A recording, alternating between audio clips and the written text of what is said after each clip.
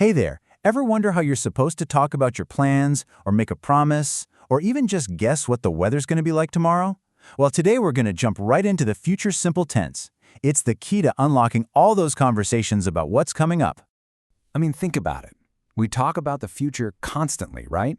Whether you're making a split-second decision, talking about plans you've had for ages, or just taking a wild guess about tomorrow, you're always looking ahead. So how do we do all that in English without getting tied up in knots? Well, guess what? To do all of that, you really just need one simple tool, and that's the future simple tense. Stick with me, and by the end of this, you're going to feel totally confident using it. Okay, so first things first, let's start with the absolute basics. We're going to build this thing from the ground up, just like using Lego blocks so you can see exactly how it all fits together. Here's the cool part. The future simple is kind of like a 2-for-1 deal. You've got two main ways to make it. First, there's will plus the base verb. You know, the simple version like eat or run. And second, there's am, is, are, plus going to, plus that same base verb. They're both super important, but they have slightly different flavors, which is what we're about to get into. Let's kick things off with will. The best thing about will is that it's just easy. Seriously, the structure never changes, no matter who you're talking about. For a positive sentence, it's just subject plus will plus verb. To make it negative, you just use won't. And for question, you just pop will right at the beginning. See? Simple as that. Okay, let's look at some of these in the wild. She will paint. He won't say. You see how the verbs paint and say don't change one bit? And hey, check out that last one, shall we go? You'll sometimes hear shall used for suggestions with I or we. It's a little more formal and definitely more common in British English, but it's a good one to know. All right, on to our other main player, be going to. Now this one has one tiny extra step. You just have to make sure the verb to be matches your subject. So, I am, he is, they are. But once you've got that down, the pattern for positive, negative, and question sentences is totally consistent. No surprises here. And here's what that looks like in some real sentences. We are going to find. Jesse is going to leave. It just flows so naturally in a conversation. Honestly, you'll hear people using going to all the time when they're chatting about their plans and what they intend to do. So we've got two perfectly good ways to talk about the future. But how in the world do you choose which one to use? This is the million-dollar question, because the one you pick can actually change the feeling of what you're saying. Okay, this slide is basically your ultimate cheat sheet.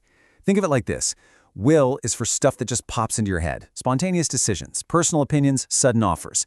It's your in-the-moment future. On the other hand, be going to is for things that have some thought behind them. Plans you made earlier, things you fully intend to do, and predictions you're making because you have some kind of proof. Let's make this real with some examples. Look at that first one. It is raining. I'll get an umbrella. That decision was made the second they saw the rain. Total impulse.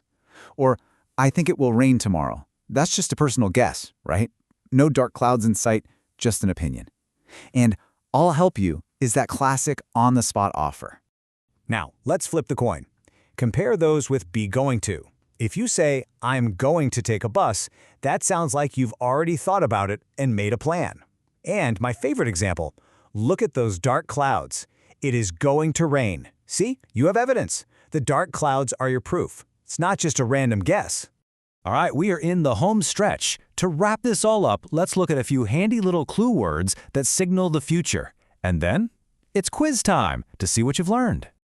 Think of these words as little signposts pointing to the future. Words like tomorrow, next week, soon, in 10 minutes. When you see or hear these, your brain should go, aha, we're talking about the future. They're your cheat codes for spotting this tense in the wild. Okay, you ready to test your new skills? Let's do it. First up, the phone is ringing. Someone shouts, okay, I blank, answer it. What do you think? Will or am going to? Think about it. Was this planned ahead of time? And the answer is A, will. Absolutely. The decision was made the instant the phone started ringing. It's a classic, spontaneous, in-the-moment action. Nice one. Question number 2. Picture this. You see a car going way too fast. You say, look at that car. It's driving too fast. It blank crash. What's the right choice here? Is it a random guess or is there evidence? You got it? It's B, is going to. And why? Because you have clear evidence right in front of your eyes. The car is driving way too fast. Your prediction is based on what you can see. All right, Number 3. This sentence starts with a huge clue. We've made our decision. Then we blank buy a new house next year.